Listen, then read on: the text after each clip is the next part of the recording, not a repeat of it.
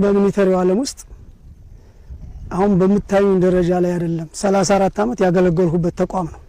አልተማረኩም፣ አልተገደድኩም፣ ማንም ቀጥ ብዬ ነምሬ ነው ፈልጌ መጣሁት። እኒህ ወታደር ማዕረጋቸው ኮሎኔል ነው። የብልጽግናውን አገዛዝ ጥለው የፋኖ ታጣቂዎችን ከተቀላቀሉ በርካታ መኮንኖች አንዱ ናቸው።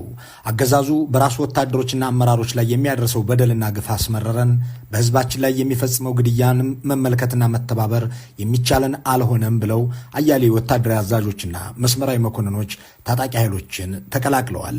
በዚህ መልኩ ጦሩን ትተው የሚወጡ አዛዦች መብዛት ያበሳጨው የሚመስለው መከላከያ ባሳለፍነው ሳምንት አንድ መግለጫ ወጣ። ከመግለጫው ላይ ቃል በቃል እንዲህ የሚሉ አረፍተ ነገሮችን እናገኛለን።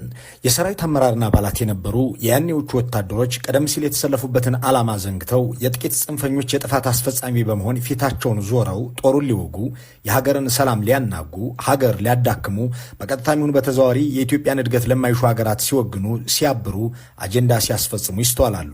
በተቋሙ የነበራቸው ክብር አውርደው የተሰጣቸውንም የክብር ማዕረግ ዋጋ አሳጥተው ከተራ ሽፍታ ጋር ተሰልፈው ኢትዮጵያን ለመውጋት ማሰባቸው እንደ ሁለተኛ ሞት ይቆጠራል እያለ ይቀጥላል።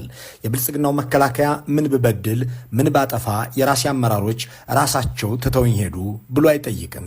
ይልቁንም የሀገርን ሰላም ሊያናጉ ማዕረጋቸውን ዝቅ አደረጉ ይላቸዋል። ማዕረጉን ዝቅ ያደረገው ከቶ ማን ነው ብሎም አይጠይቅም። የብልጽግናው መከላከያ ከተከበረው ኃላፊነቱ አገርንና ሕዝብን ከመጠበቅ ወርዶ በየመንደሩ ዜጎችን እያደነ ሲገድል የአገርን ዳር ድንበር ለወራሪዎች አስረክቦ የአንድ ግለሰብና ግብረአበሮቻቸው የስልጣን ዘበኛ ሲሆን መተባበርን ያልመረጡት ጄኔራሎች፣ ኮሎኔሎች፣ ሻለቆች፣ ሻምበሎች ወዘተ ትተውት ወጥተዋል። ቁጥራቸው ቀላል ያልሆነ ታጣቂ ኃይሎችን ተቀላቅለዋል። የቀናቸው ወደ ውጭ ሀገር ሸሽተዋል።